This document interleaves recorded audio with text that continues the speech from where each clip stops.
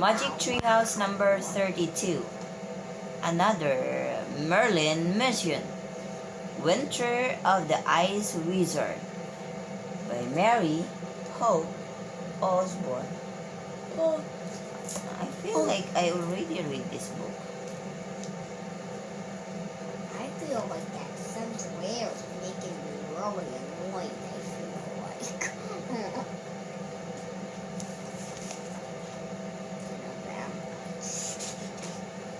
Chapter 1. Winter Solstice. A cold wind rattled the window panes, but inside the house, it was warm and cozy. Jack and Annie were making Christmas cookies with their mom. Jack pressed a star-shaped cookie cutter into the dough. "Hey, it's snowing outside," said Annie. Jack looked out the window. Huge snowflakes were falling from the late afternoon sky. "You want to go out?" asked Annie. "Not really. It'll be dark soon," said Jack. "That's right," said their mom. "Today's the first day of winter. It's the shortest day of the year." Jack's heart skipped a bit. "You mean it's the winter solstice?" he said. "Yes," said their mom. Annie gasped. "The winter solstice?" she said. "Yes," their mom said, puzzled. Jack and Annie looked at each other. Last summer, Merlin the magician had called for their help on the summer solstice. Maybe he would need them again today. Jack put down the cookie cutter and wiped his hands on the towel. "Actually, Mom, it might be fun to play in the snow for just a few minutes," he said. "Whatever you want," their mom said. "Just dress warmly. I'll finish up with the cookies and put them in the oven." "Thanks," said Jack. He and Annie raced to the closet and pulled on their boots. They threw on jackets, scarves, gloves, and caps. "Be home before dark," their mom said. "We will," called Jack. "Bye, Mom," Annie shouted. Jack and Annie slipped out of their house into the snowy cold. Their boots squeaked as they ran across their wide yard and headed toward the Frog Creek woods. At the edge of the woods, Jack stopped. He couldn't believe how beautiful the trees looked.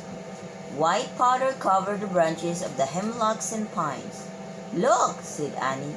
She pointed to two pairs of footprints that led out to the road and then back into the woods. "Somebody else has been here." "It looks like they were walking out of the woods, but turned back," said Jack. "Let's hurry." If the magic tree house had come back today, he didn't want anyone else finding it first. Jack and Annie walked quickly through the woods, following the two sets of footprints. "Stop," said Annie. She pulled Jack behind a tree over there. Oh no, there's another two guys. Are they gonna find the magic tree house?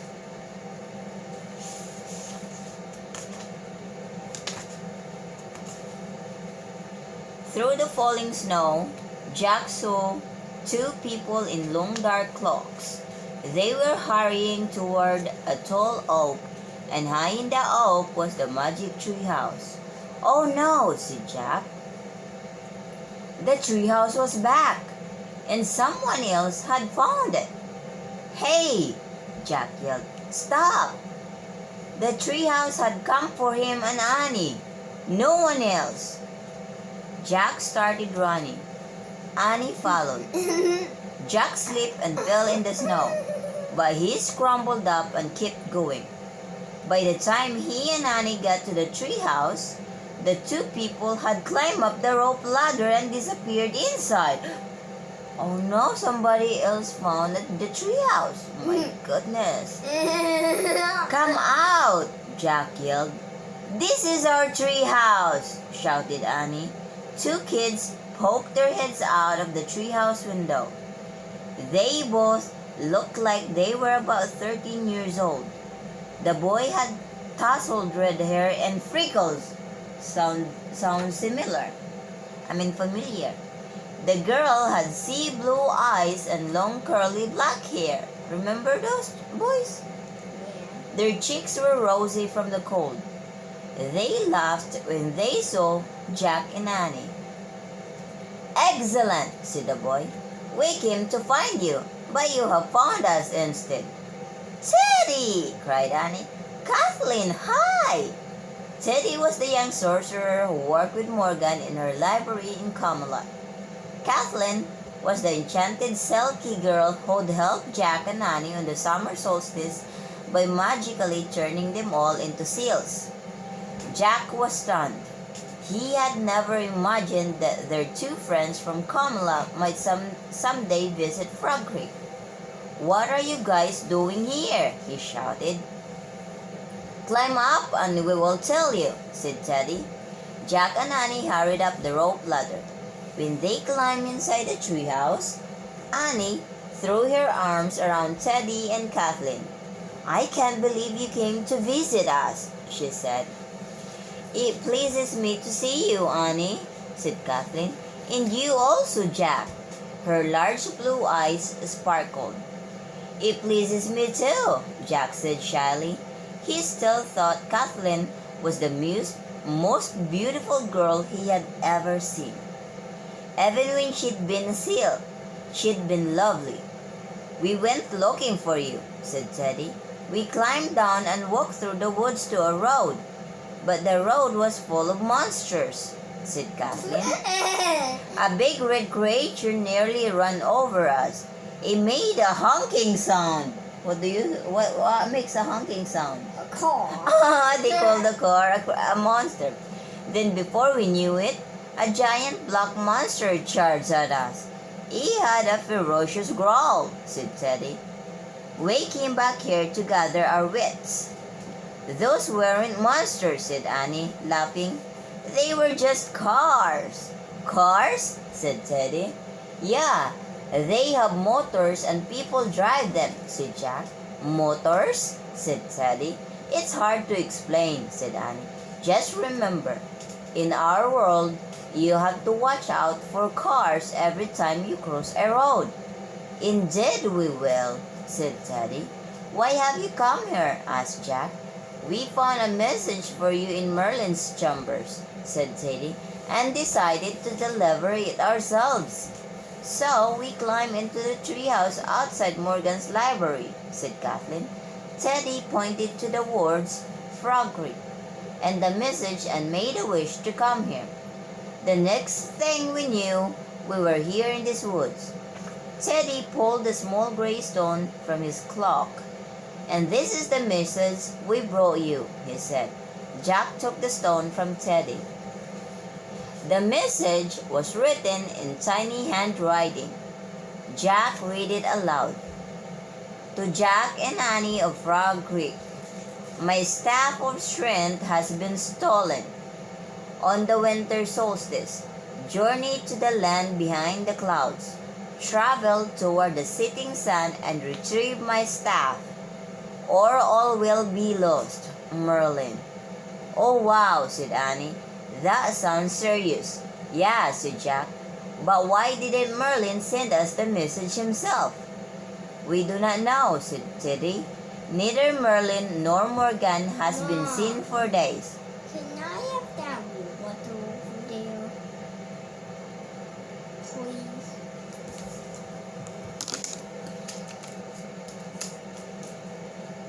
"Where did they go?" asked Annie. "'Tis a mystery," said Teddy. "Last week, I journeyed to the Selkie Cove to bring Kathleen to Camelot. She's going to be a helper in Morgan's library. But when we returned, we could not find Merlin or Morgan." "Oh no, what happened to Merlin and Morgan?" "We only found this message for you," said Kathleen.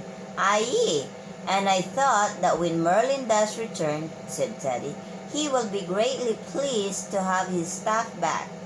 Much of his power comes from its ancient and mysterious magic." "Wow," said Annie. "In his message, he tells us to go to the land behind the clouds," said Jack. Where's that? "'Tis a land far north of my cove," said Kathleen. "I have never journeyed there." "Nor I," said Teddy, "but I have read about it in Morgan's books. 'Tis as bleak as a frozen white desert. I am eager to see it for myself." "So you and Kathleen are coming with us?" said Annie. "Indeed," said Kathleen. "Great," said Jack and Annie together. "If we all work together, we can do anything. Aye?" said Teddy. "Aye," said Annie. "I hope so," thought Jack. Annie pointed at the words, "Land behind the clouds," and Merlin's message. "Okay, ready?" she said to the others. "Yes," said Kathleen. "I guess so," said Jack. "Onward," said Teddy. "I wish we could all go there," Annie said. The treehouse started to spin. It spun faster and faster, then everything was still, absolutely still. Chapter 2. Land Behind the Clouds. Jack felt the sharp bite of an icy wind. He looked out the window with the others. "Oh man," he whispered. The treehouse was not in a tree, for there were no trees anywhere to be seen. Instead, it was sitting high on top of a steep snowdrift.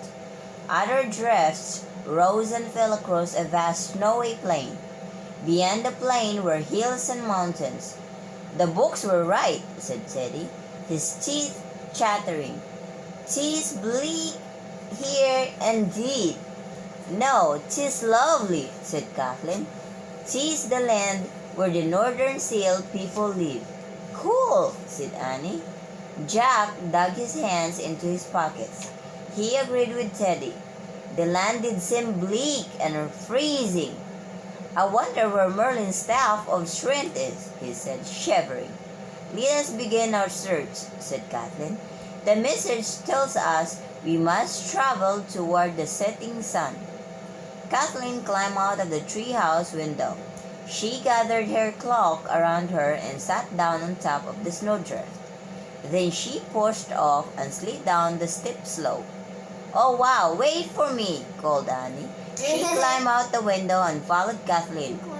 Whooping, she slid to the bottom of the snowdrift. "Come on, you guys, it's fun," she shouted.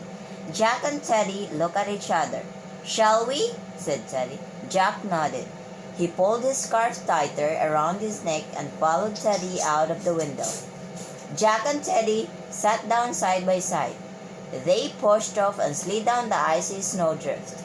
Jack couldn't help whooping, too. It was fun. At the bottom of the drift, Jack and Teddy scrambled to their feet.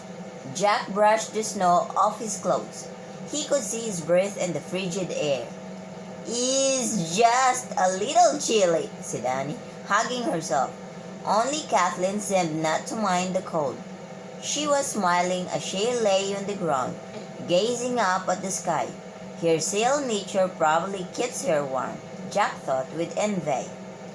Teddy peered across the snowy plain. "I believe no one living creature is here but us," he said. "Not true at all," said Kathleen. She pointed upward. "I see snow geese and whistling swans." "I can almost see them too," said Annie. Kathleen stood up. She shielded her eyes and gazed across the plain. The cold sun was low in the sky. It cast long blue shadows beneath the snowdrift. She pointed into the distance. "And see, a white hare is leaping home before dark," she said. Jack looked where Kathleen pointed, but he couldn't see anything moving at all. "I see a snowy owl too," said Kathleen. "And, oh no, what?" said Annie. "Wolves!" Kathleen said with a shudder. "They just disappeared behind a snowdrift. My people greatly fear the wolves." "You need not be afraid. I shall protect you," said Teddy. He took Kathleen's hand. "Come, let us make haste toward the sun." Together, Teddy and Kathleen headed across the snow-covered plain. Their woolen cloaks waved behind them. Annie and Jack dug their hands in their pockets and quickly followed them toward the setting sun.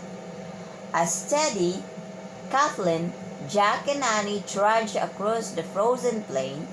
The sun sank closer and closer to the horizon. Its last rays poured purple-pink light over the snow. The wind blew against Jack's face. He looked down and kept walking. The cold fit like needles on his skin. Each icy breath was painful. He hoped they found Merlin's staff of strength soon. He couldn't imagine anyone surviving for long in this lonely, freezing land. Jack's thoughts were interrupted when he heard Annie calling. He looked up. The sun had completely slipped behind the horizon. In the cold twilight, the snow had faded from purple-pink to a dark shade of blue. "Jack, come look!" Annie called. She, Teddy, and Kathleen were standing on the slope of a huge snowdrift. Jack hurried to join them. "Look," said Annie. "Oh man," Jack said softly. On the other side of the snowdrift was a glimmering palace made from huge blocks of ice. Wow, that is amazing. You see the castle? Yeah. The ice castle. Beneath the rising moon, its gleaming spires pierced the blue dusk. "I wonder who lives there," said Jack. "Let us go and find out," said Teddy. Teddy led the way down the slope to the ice palace. Long icicles hung like spears in front of the entrance. "It seems no one has visited this place in quite a while," said Kathleen. "Indeed," said Teddy. He broke off several icicles, and they clattered to the ground. "Onward," he said. The others nodded, kicking aside the chunks of ice. Teddy led them all into the ice palace. Chapter 3. The Ice Wizard. The air inside the palace was even colder than the air outside. Moonlight flooded through tall arches in the walls. The floor shined like a skating rink. Thick columns of sparkling ice held up a domed ceiling. "Welcome, Jack and Annie," boomed a voice from beyond the columns. Jack gasped. "Is that Merlin?" he whispered. "It does not sound like Merlin," whispered Teddy. "But how does he know our names?" whispered Annie. "Come, Jack and Annie, I have been waiting for you," bellowed the voice. "Maybe it is Merlin," said Annie. "Maybe he's just using a different voice. Come on." "Annie, wait," Jack called. But Annie had already disappeared into the sparkly room. "We have to follow her," he said to Teddy and Kathleen. The three of them hurried after Annie. Beyond the columns, steps made of curved ice led up to a platform. Sitting on a throne on the platform was a huge bearded man. The man on the throne was definitely not Merlin. He was dressed in a worn robe trimmed with dirty fur. He had a rugged, weather-beaten face, a bushy beard, and a black eye patch. He leaned forward and glared down at Annie with his one good eye. "Who are you?" he demanded. "I was expecting Jack and Annie of Frog Creek." Annie stepped toward the throne. "I am Annie, and he's Jack," she said. "And these are our friends Teddy and Kathleen. We come in peace." "Annie? Jack?" the man snorted. "You are not Annie and Jack. You are far too small."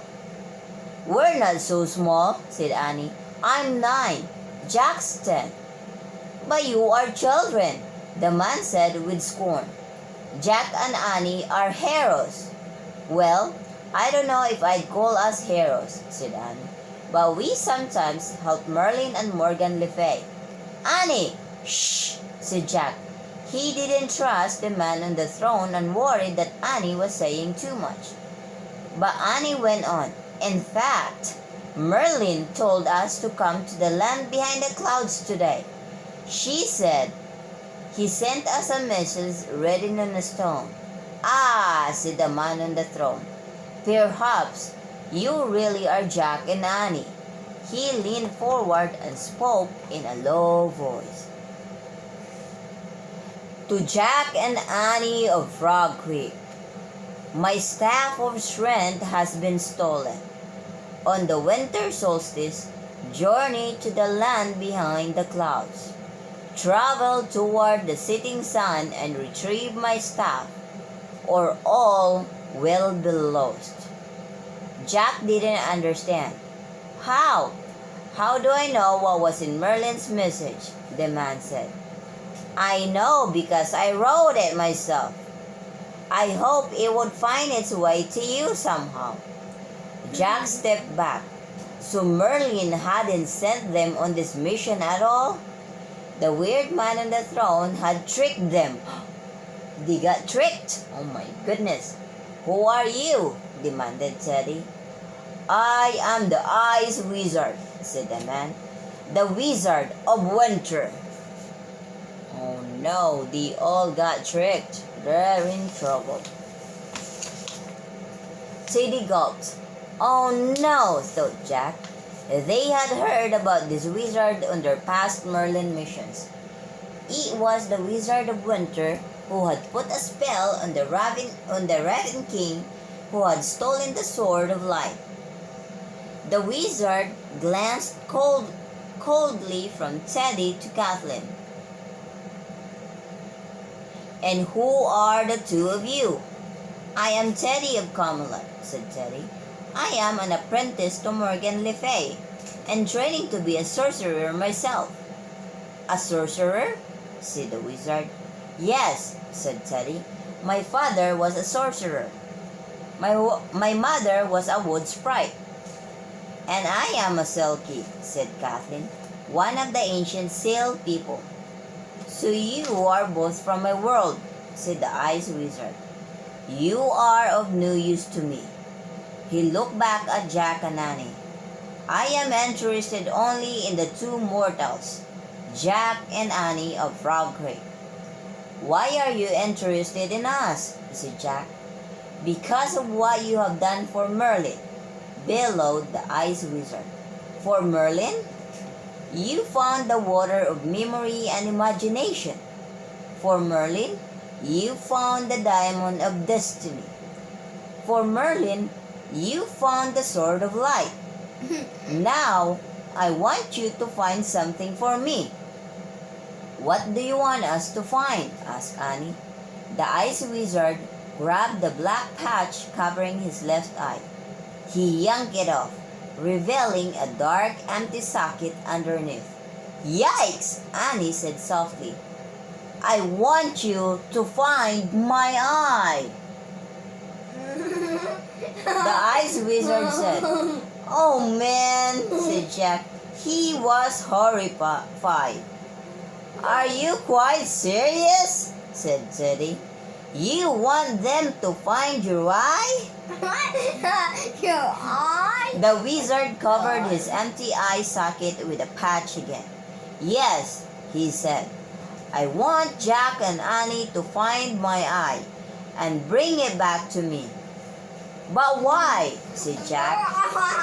Even if we found it, we couldn't make it work. We're not medical experts or anything. And anyway, why can't you get your eye yourself? Said Annie.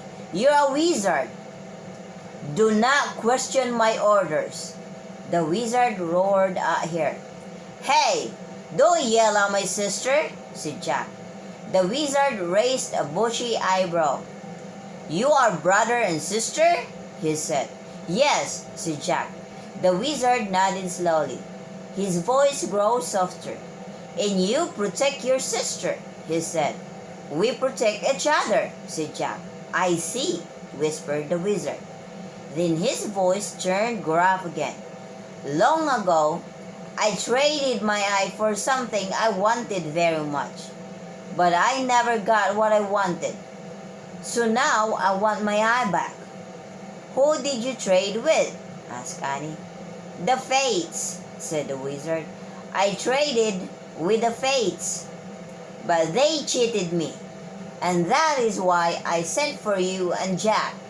You must go to the Fates and find my eye, and you must go alone." "Oh no." "Why alone?" asked Jack. "Because only mortals can do a bargain with the Fates," said the Ice Wizard. "Not wizards like me, nor seal girls, nor the sons of sorcerers like your two friends. But Jack and I succeeded in our other missions because Teddy and Kathleen, or Morgan and Merlin, helped us," said Annie. "What kind of help did they give you?" said the wizard. "Well, mostly magic rhymes and riddles," said Annie. "Ah, then I shall do the same," said the wizard. He thought for a moment, then leaned forward on his throne. In a growly voice, he said, "Take my sleigh and find your way to the house of the Norns in the curve of the bay. Pay them whatever they tell you to pay, and bring back my eye by break of day." The wizard reached into the folds of his ragged robe and pulled out a thick string with a row of nuts. "This wind string will speed you on your journey," he said. He tossed the string to Jack. "What's a wind string?" Jack wondered. "And who are the Norns?" Before Jack could ask any question, the Ice Wizard pointed at him. "Now listen carefully to this warning," he said. "Beware the white wolves of the night. They may follow you on your quest. Never let them catch up with you. If they catch you, they will eat you." Jack felt a chill run down his spine. The Ice Wizard picked up a curved wooden stick from the floor beside his throne. Its smooth, polished wood glowed in the moonlight. Teddy gasped. "'Tis Merlin's staff of strength," he said. "Indeed," said the wizard. He turned to Jack and Annie. "Go now and find my eye," he said, "or you will never see Merlin and Morgan Le Fay again." "What have you done with them?" cried Annie. The wizard stared at her coldly. "I will not tell you," he said. "You will see them again only if you return my eye before the break of day." "But," said Annie. "No more questions," said the wizard. "Be on your way." Before any of them could speak, the Ice Wizard slashed the air with Merlin's staff of strength and shouted a spell. "Oh no!" A flash of blue fire shot from the end of the staff. In an instant, Jack, Annie, Teddy, and Kathleen found themselves outside the palace in the freezing night. Chapter 4. Take my sleigh. Jack sat on the frozen ground. Annie, Teddy, and Kathleen sat nearby. They were all too shocked to speak. The night was quiet. Overhead the full moon shined brightly and a few cold stars twinkled in the clear sky. Finally, Annie broke the silence. "I wonder what he did to Merlin and Morgan," she said. "I wonder where you will find his eye," said Teddy. "I wonder how we'll carry it around," said Jack. "And I wonder if the wolves are near," said Kathleen. She stood up and looked around, pulling her cloak tightly around her. "Well, does anyone remember the Ice Wizard's rhyme?" said Teddy. "Yes," said Kathleen. She repeated the rhyme perfectly by heart. "Take my sleigh and find your way to the house of the Norns in the curve of the bay. Pay them whatever they tell you to pay, and bring back my eye by break of day." "What are Norns?" asked Jack. "I have read about the Norns in Morgan's book," said Teddy. "They are known as the Sisters of Fate. They spend their days weaving great tapestries. Their weaving determines the fate of all who live in the land behind the clouds." "So the Norns have his eye?" said Jack. "That's who he meant when he said he traded with the Fates." "It would seem so," said Teddy. "He said we should take his sleigh to find them," said Annie. "Where's his sleigh?" "Look," said Kathleen, pointing. "'Tis there." "Oh, wow," said Annie. Not far away, a strange-looking silver sleigh glided silently from behind a snowbank. The sleigh looked like a small sailing ship with shiny runners.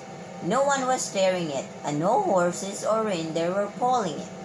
From its mast, a white sail dropped in the still air. As the sleigh slid to a stop, an eerie howl shattered the calm of the windless night. "Wolves!" cried Teddy. "Let us make haste!" Kathleen grabbed his arm. "Do not run," she said. "If we run, they will chase us." "Yes, of course," said Teddy. "They must not see that we are afraid." Another howl shattered the air. "Run!" cried Teddy. They all charged across the snow to the sleigh and scrambled into it. Jack and Kathleen stood at the front, and Annie and Teddy stood at the back.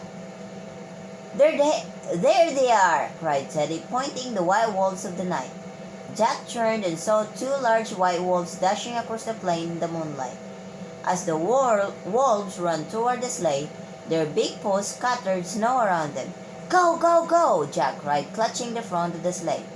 But the sleigh didn't move, and the wolves kept coming. "How can we make it go?" cried Jack. "Use the wind string," said Teddy. Jack pulled the knotted string the wizard had given him out of his pocket. "Use it how?" he shouted. "Untie a knot," said Teddy. Jack pulled off his gloves. His fingers were trembling as he tried to untie one of the knots. "This is crazy," he thought. "How can untying a knot in a string help us?" But soon he managed to loosen one of the knots. A cold breeze began blowing from behind the sleigh. It ruffled the sail overhead. "Untie another!" shouted Teddy. "Hurry!" Jack quickly untied the second knot. The breeze grew stronger and the sail filled out a bit more. The sleigh's shiny runners began sliding across the snow. "Yay!" called Annie. "It works!" "Yes, but not nearly swiftly enough," said Teddy. Jack looked back. The two white wolves had almost caught up with them. They were yelping and running behind the sleigh. Their mouths were open, showing their sharp teeth. Jack quickly untied a third knot. A cold wind blasted the sail. It opened with a snap, and the sleigh shot forward. So every knot they untie, the wind blows. "Stand fast!" cried Teddy. Jack, Annie, and Kathleen held tightly to the sides of the sleigh to keep from falling out. Teddy grabbed the rudder and steered them over the snow, away from the ice palace. The wizard's sleigh zoomed across the frozen ground, The wolf can't catch up. leaving the white wolves in its way. Their yelping noises grew fainter and fainter until they could be heard no more.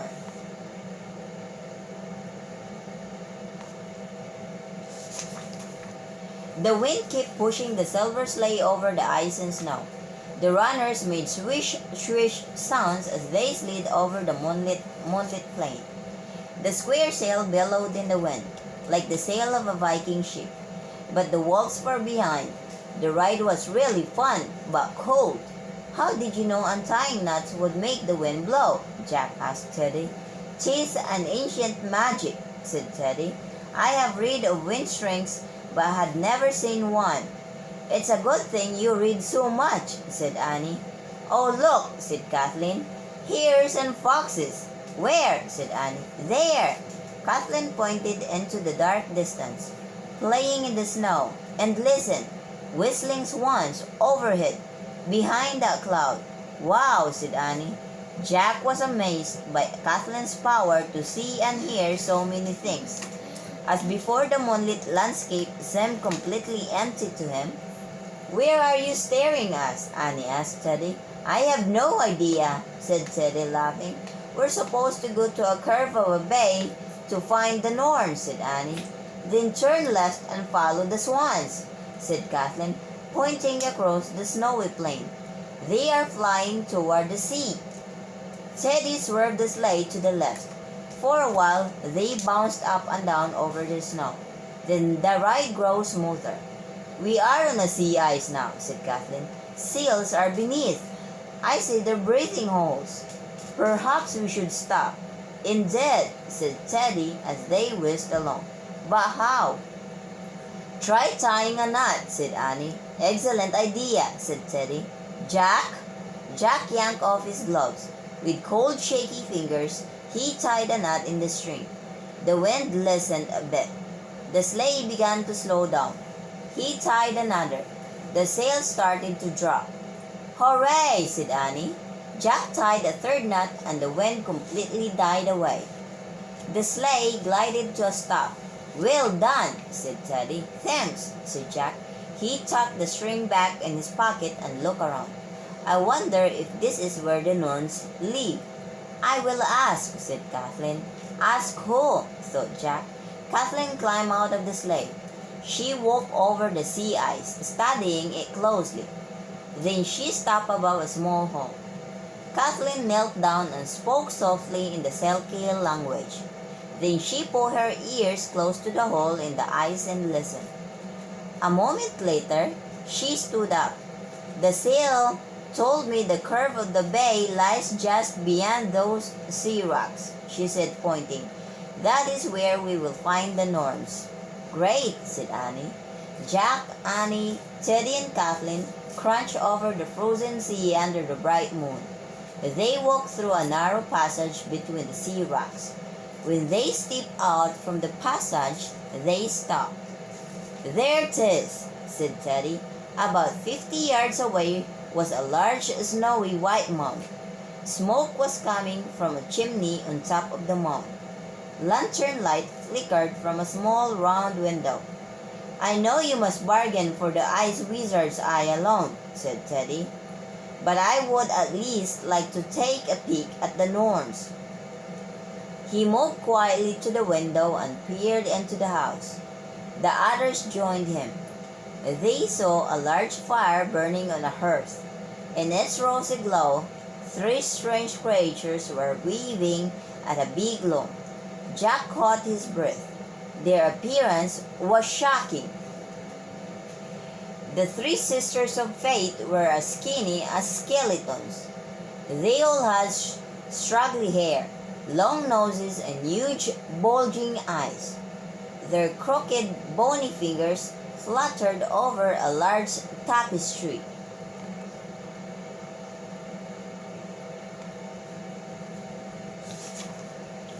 Around the room, other tapestries were stacked to the ceiling. They look like witches in a fairy tale, whispered Annie. Aye, but they are not witches, said Teddy. Every cloth they wave is the history of a life. Wow, said Annie. Well, good luck, said Teddy. Kathleen and I will wait out here while you go inside and ask for the wizard's eye. Suddenly, a terrible howl pierced the silence. Yikes, said Annie. The wolves, said Kathleen. Teddy hurried to the door and threw it open. Everyone, inside, he said, and all 4 of them scrambled into the house of the Norns. Chapter 5, The Norns. Teddy slammed the door against the wolves. Jack caught his breath. Welcome, the 3 Norns said in unison. They all looked exactly alike, except they wore gowns of different colors, blue, brown, and gray. How are you, Jack, Annie, Teddy, and Kathleen, said the blue Norn. We're good now, said Annie. Jack was amazed that the Norns knew all their names. Despite their strange appearance, their friendly smiles and twinkling eyes put him at ease. In their cozy house, he began to feel warm for the first time since they had left home. Was your journey pleasant? Asked the brown Norn. Yes, we came in the ice wizard's sleigh, said Annie. With the help of a wind string, said Teddy. Jack held up the string to show them. The gray Norn cackled. Yes, we know. I like a string with knots, she said. A string without knots would be a boring string indeed, said the blue Norn. A life without knots would be a boring life indeed, chimed in the brown Norn. As they spoke, the Norns kept waving. Their bulging eyes never blinked. Jack sensed that they never closed their eyes or stopped their work. Sorry to bother you, said Annie. But Jack and I need the eye of the ice wizard of winter so we can save our friends Merlin and Morgan. We know, said the blue Norn. We are weaving the story of the ice wizard now. Come look. Jack moved with the others to the loom. Dozens of tiny pictures were woven into the tapestry. The threads were all wintry colors, blues, grays, and browns. The pictures tell the story of the wizard's life, explained the brown Norn. One picture showed two children playing together. Another showed a boy running after a swan. Another showed two white wolves, and another showed an eye in a circle. What's the story of the eye? Jack asked. Long ago, the ice wizard came to us seeking all the wisdom of the world, said the gray Norn. We said we would give him wisdom if he gave us one of his eyes. He agreed to the bargain. The wizard doesn't seem very wise, said Annie. Indeed he is not, said the brown Norn. We planted the seeds of wisdom in his heart, but they never grow. Why did you want his eye?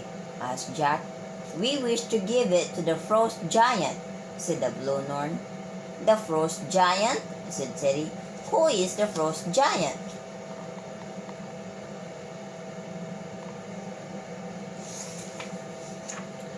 He is neither magician nor mortal, said the blue Norn. He is a blind force of nature that spares nothing in his path.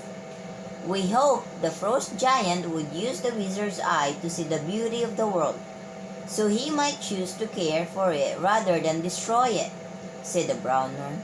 But alas, the frost giant does not use our gift at all.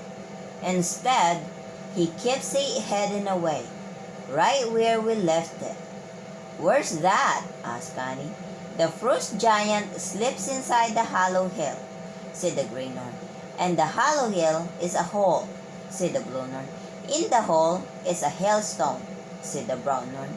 And in the heart of the hailstone hides the wizard's eye, said the gray Norn. Jack closed his eyes and repeated, In the hollow hill is a hole. In the hole is a hailstone. In the heart of the hailstone hides the wizard's eye. Yes, said the gray Norn. That is where you must go. But beware, you must never look directly at the frost giant.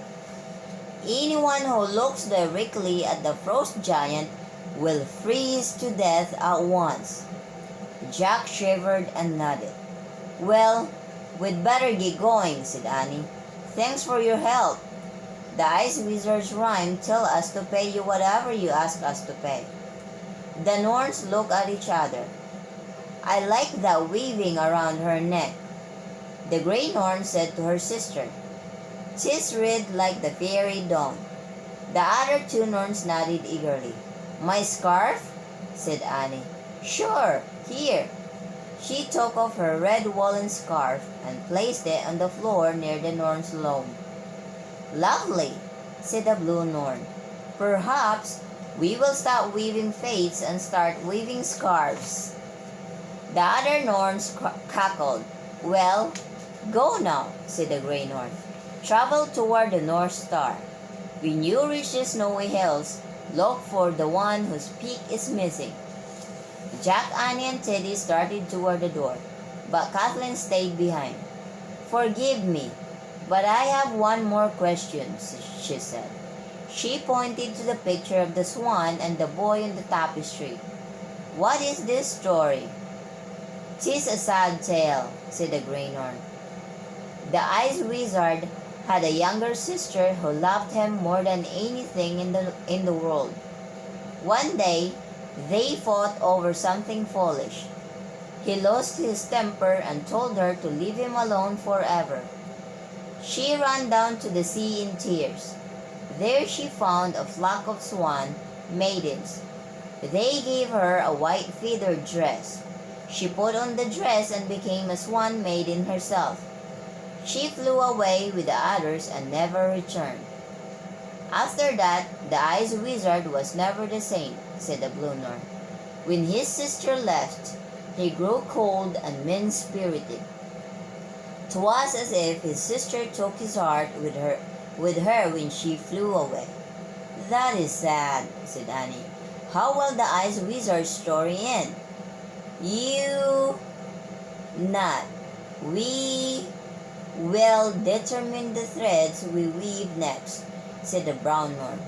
We will? Said Annie. Yes, said the Grey Norn. Our powers are fading. Our plans no longer work the way we expect them to. The Ice Wizard has no wisdom. The Frost Giant has no sight. You must go now and finish the story. The three sisters smiled at their visitors. Their skinny fingers fluttered over the weaving like butterflies over flowers.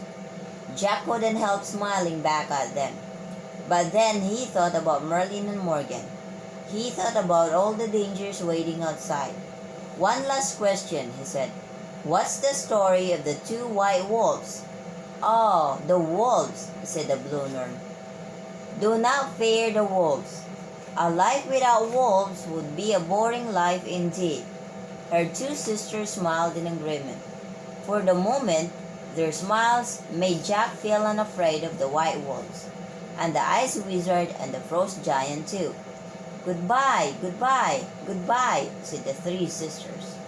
Jack and the others waved goodbye. Then they slipped out of the house of the Norns and into the icy night.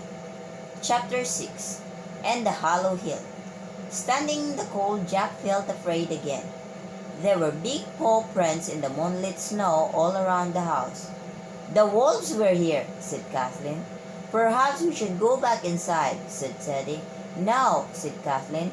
We must walk with Jack and Annie back to the sleigh and send them on their journey to the Hollow Hill. Yes, of course, said Teddy, nodding. As they all headed cautiously toward the rocks, Jack glanced back at the house of the Norns.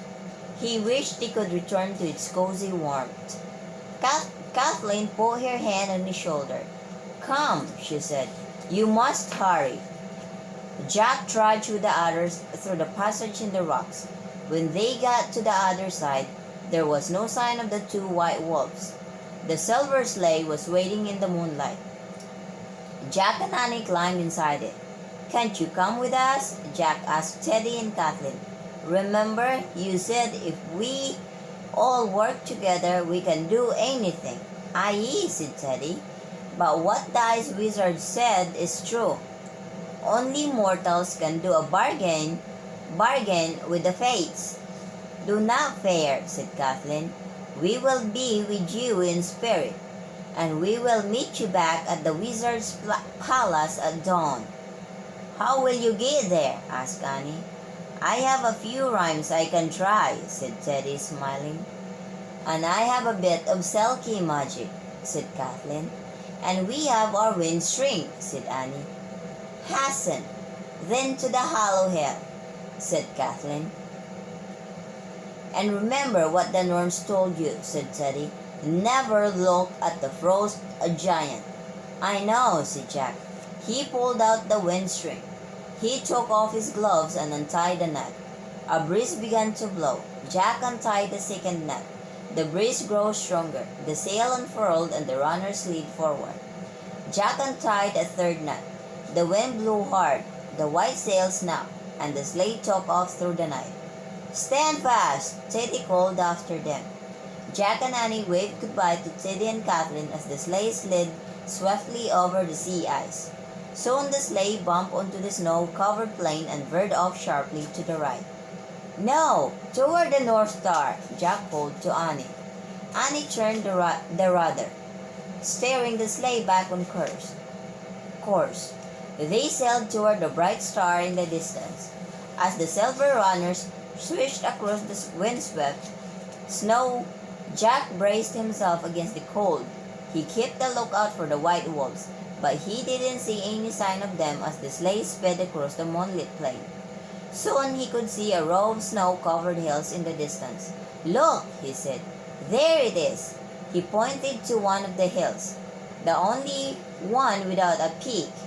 Tie her down, Annie shouted. Jack tied a knot in the string, and the sleigh began to slow down. He tied a second, then a third. The wind died down completely, and the sleigh coasted to a stop at the foot of the hollow hill. Jack and Annie climbed out. Jack looked up at the steep white slope. "How do we get inside?" he said. "I don't know," said Annie. "How do you think the frost giant gets inside?" "Oh, the frost giant," said Jack. He really wished Teddy and Kathleen were with them. He felt as if part of their team was missing. Annie seemed to read his thoughts. "We can do it," she said. "We have to." "For Morgan and Merlin." Jack nodded. "You're right," he said. They studied the hill in the moonlight. "Up there, is that an opening?" said Annie. "Maybe," said Jack. "Let's climb up and check it out." When they climbed a little way up the hill, Jack could clearly see a break in the snow-covered slope. "Let's see if it leads inside," said Annie. "Wait, what about the frost giant?" said Jack. "I have a feeling he's not here right now," said Annie. "We'd better go in and find the wizard's eye before he comes back." "Okay," said Jack, "but be careful." They scurried farther up the slope. When they came to the opening, they stepped through the huge crack into the hill. Jack and Annie found themselves on a ledge above a deep, rounded hollow. Moonlight flooded down through the open hilltop. At the bottom of the hollow was a flat spot where it looked as if the snow had been blown in circles. "That must be where the giant sleeps," said Annie.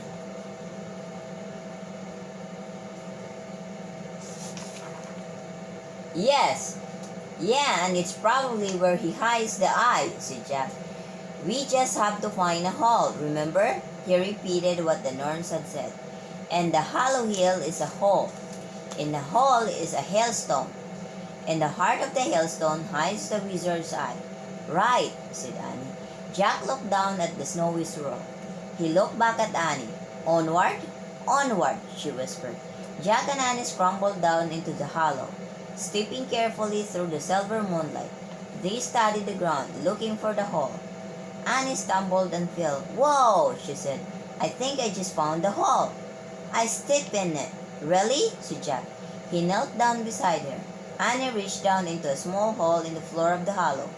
"There's something in here," she said. She pulled out a chunk of ice the size of the egg. The hailstone! In the dim light, it was impossible to see if anything was inside the ice chunk. "We don't know if this is the right hailstone," said Jack. "We'll have to wait till daylight to see if the ice in there." "It has to be the right one," said Annie. "How many hailstones are hidden in a hole in a hollow hill?" "Good point," said Jack. Annie turned the hailstone over in her hand. "Maybe the eye is looking at us now," she said. "That's scientifically impossible," said Jack. "An eye can't see unless it's connected to a brain." "Yeah, and a string can't make the wind blow either," said Annie. "Forget science in this place. Wait." She caught her breath. "Did you feel that?" "Feel what?" said Jack. "The ground shaking," said Annie. Jack did feel the ground trembling. He heard a strange sound too, a loud huffing sound coming from outside the hill. Huff, huff, huff, huff. It sounded like breathing. "The giant's back," said Annie. "Oh no," cried Jack. The ground kept rumbling. The breathing sounds got louder. "Hide the hailstone," said Jack. Annie shoved the ice chunk into her pocket. Huff, huff, huff. It sounded like the giant was entering the hollow. "He's coming," said Annie. "Hide," whispered Jack. Jack pulled Annie into the shadows. He remembered the Grey Norn's warning. Anyone who looks directly at the frost giant will freeze to death at once. "Whatever you do, don't look at him," he whispered to Annie. Crouching in the dark, they buried their faces in their hands and waited. Chapter 7. The Frost Giant. Half, half, half. With each breath, the frost giant, a blast of cold wind swept through the hollow. Jack trembled. He felt chilled to the bone. Huff, huff, huff. The giant's breathing grew louder and stronger. Jack squeezed his eyes shut as icy, wet wind rushed against his body. Huff, huff, huff. Jack crouched lower and held on tightly to Annie. Huff, huff, huff. The giant's breath howled like 100 ghosts through the hollow. Jack thought of the Blue Norn's words. He is a blind force of nature that spares nothing in his path. But then the giant's breathing seemed to grow a bit softer. What's happening? Jack wondered. The breathing grows softer and softer. Maybe he's going to sleep, Annie whispered. The breathing became calm and steady. The wind died to a light breeze. I think the frost giant is sleeping, Annie whispered. We should try to sneak out of here. Okay, but keep your eyes down. Just look at the ground, whispered Jack. Right, whispered Annie. Their heads bowed, Jack and Annie crept cautiously across the floor of the hollow and began climbing up toward the crack. Jack's teeth chattered, but he couldn't tell if it was from cold or fear. Suddenly, a deafening roar shook the night.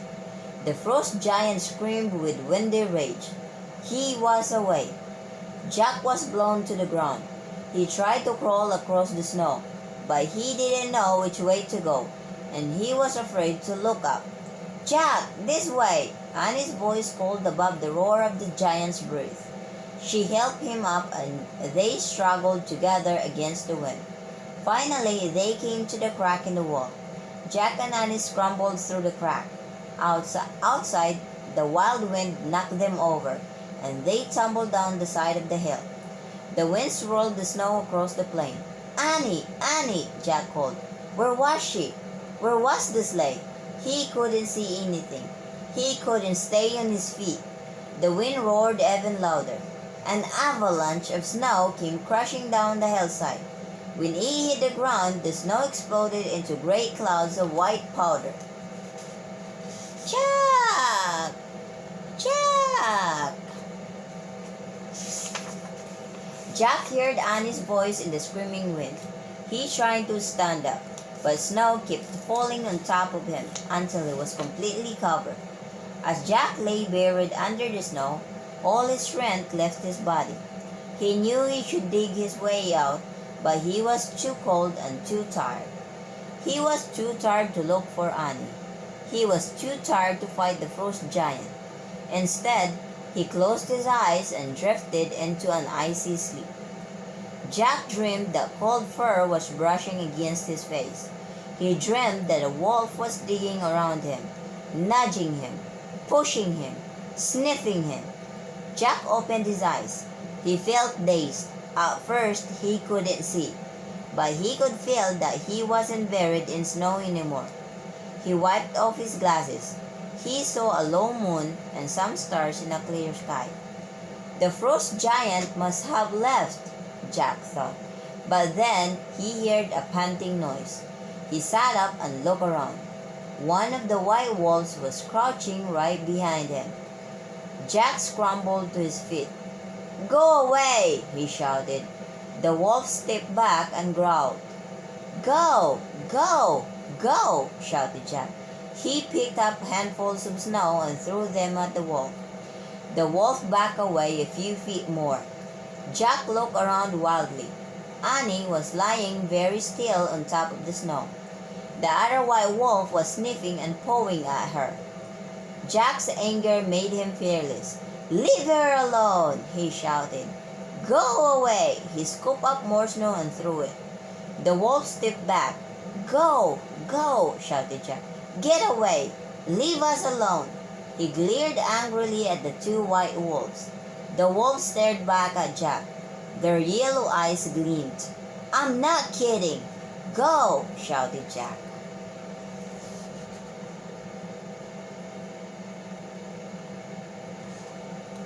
Jack stared fiercely at the wolves. Finally, the wolves looked away. They glanced at each other and then slowly backed off. They looked at Jack and Annie one last time.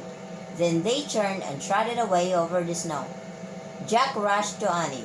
He knelt beside her and lifted her head. Wake up, he said. Annie opened her eyes. You okay? Jack asked.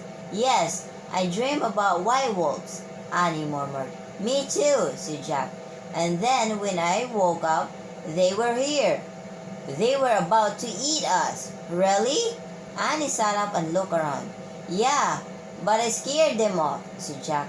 What about the frost giant? Annie said. He's gone too, said Jack. Come on, let's get out of here. Jack helped Annie from the snow. Do you still have the wizard's eye? Annie felt in her pocket. Got it, she said. Good. Jack looked around. Beyond the heaps of fallen snow, the silver sleigh was waiting for them. Overhead, the sky had turned to a light shade of gray. It's almost dawn, said Jack. Remember what the wizard said? We have to bring back his eye by the break of day, or we'll never see Merlin or Morgan again. Jack held Annie's hand and they trudged together through the snow. When they got to the sleigh, they climbed inside. Annie took her place at the rudder. Jack pulled out the windstring and untied the knot. The breeze rocked the sleigh. Jack untied the second knot, and the sail began to fill. He untied a third, and the silver sleigh moved forward, gliding over the white ground. Swish, swish, swish. The sleigh moved through the thick snow and away from the hollow hill.